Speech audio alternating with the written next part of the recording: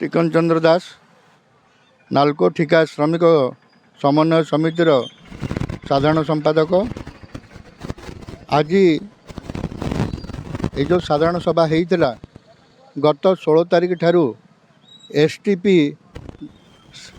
रो 7 जन पिलांकु contractor road and roof बसई देइचंती। बसईवा सहित कौन सी लिखित कारण दर्शा नोटिस किछि देई नाहंती एवं गेट पास रेनुअल करिवा पई न करी तांको संपूर्ण भाव बसई देइचंती। द्वितीय जिनस होची टेंडर कार्यादेश 3 वर्षर थिले मध्य पिला माने कंटिन्यू 11 मास काम करिचंती। बाकी आहुरी अच्छी समय 3 वर्ष पूरिया पई। तेणु ए भितरे पिलांकर पेट पाटणा को नहीं हठात कार्य बंद करदेवा केते दूर न्याय संगत। नालको एसटीबी प्लांट रे आज पर्यंत 16 तारिख ठारू बंद हो पड़ी। यही जो क्षति होची आमर राष्ट्रायत्त उद्योगर क्षति नुहे तो। तेणु आम नालको मैनेजमेंट को तथा ठिकादार को अनुरोध करचु यथाशीघ्र पिला मानकर पेट पाटणा को दृष्टि रखी तांकर कार्य आरंभ करिया पई चेष्टा करंतु, आरंभ करंतु। जदि आरंभ नुहे न हुए ताले आसंता 26/11/2025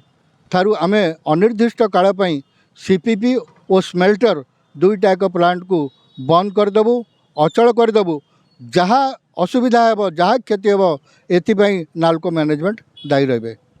परिवार मुख्य उद्देश्य है जे गोटे कॉन्ट्रैक्टर तांकर कार्य अवधि 3 वर्ष थिबा सत्वे आज श्रमिक माने 11 मास काम करिला परे भारतीय संविधान रे जो contract labour regulation evolution act 1970 और रूल 1971 अनुसार वेज को देखिले वेज बा अन्य टर्म एंड कंडीशन को जब देखा से कौन सी जगह लिखा जाए ना जे पर्यंत गोटे कॉन्ट्रैक्टर तार समय अवधि सरे ताहले से श्रमिक उनको बाहर करे। कौन पाई बाहर करे ना से अन्य जगह नियुक्ति पाइबापी। किंतु एठार से भली कौन सी परिस्थिति उपजी ना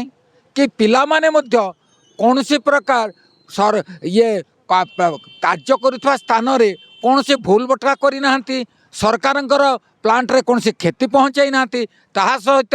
एमाने एभले कौन सी गुरुतर अपराध करना जो द्वारा कि कॉन्ट्रैक्टर महाशय प्रिंसिपल एम्प्लॉयर सपोर्ट रे से आज चेष्टा कर कार्ड को रिन्यू न करवा। कार्ड रिन्यू न करवाटा केते जे धतव्य गृहीतक ये कौन कह जाए कि अपराध सेटा से यदि देखिए जे कॉन्ट्रैक्ट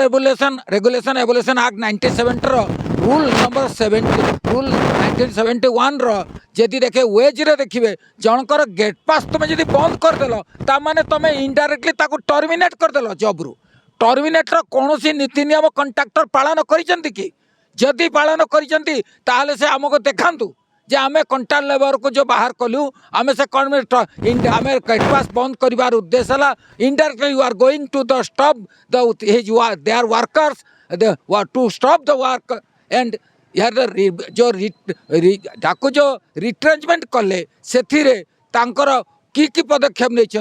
जदि से ठीक भाव में बुझे देवे ताहले आमर श्रमिक श्रेणी ताको मानि नेब। किंतु आज दिन में से भली किछि प्रकार पदक्षेप कॉन्ट्रैक्टर नेबा सत्वे आज जेहेतु ये भूल पदक्षेप नहीं आईन को हाथ में नहीं एवं बेआईन कार्य करें आमर कोऑर्डिनेशन कमिटी बाध्य हम 7 दिनिया आम नोटिस देइचु ईडी को जे जदि 7 दिन भितर से जेते शीघ्र आमर श्रमिक भाई मान को कार्य को न नेबे ताहले आसंता नवेम्बर 26 तारिख दिन आमे माने सामूहिक भाव में एसएनपी कम्प्लेक्स रे सीपीपी और स्मेल्टर ठारे आमे कार्य बंद आंदोलन करिबु अनिर्दिष्ट काल पाई। जहाँ किछि भारत सरकार क्षति घटिब से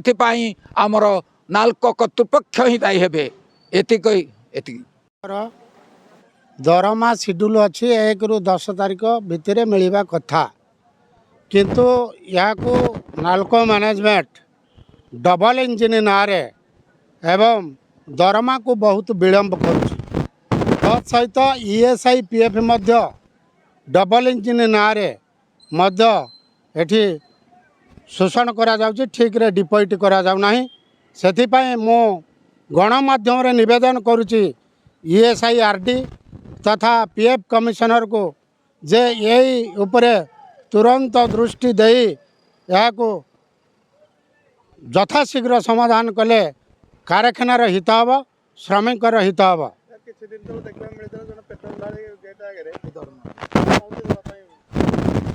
ये जो पेट्रोल पोड़ी मरवार कारण होठिका